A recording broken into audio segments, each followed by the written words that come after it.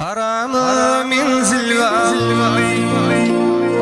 geçmayım yıllar dolu. Aramı menzilli geçmayım yıllar dolu. Dedim sana ne oldu?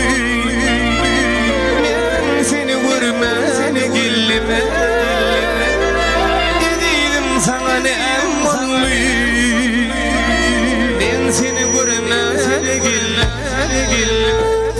Ben seni görmeye geldim. Gel seni görmeye geldim. Ben seni görmeye geldim.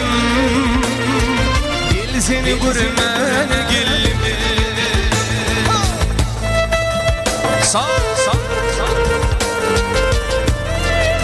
Fener Rıhtı var kanında. Seni görmeye geldim.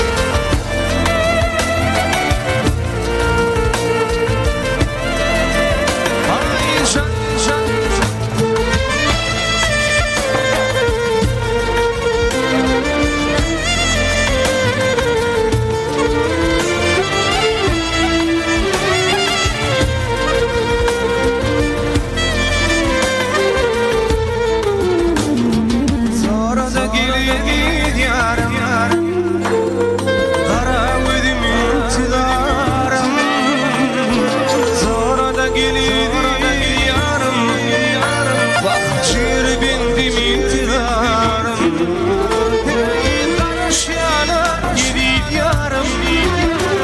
Gel seni görmeye geldim.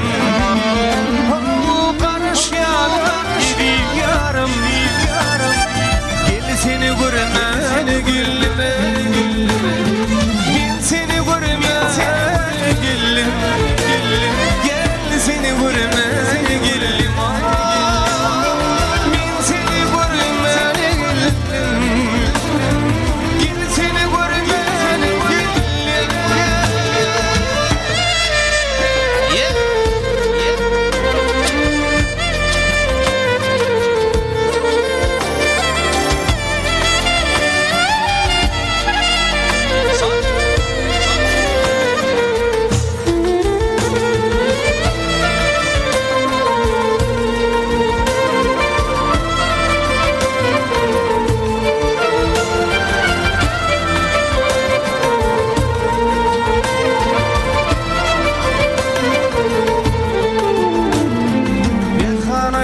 Senin kimi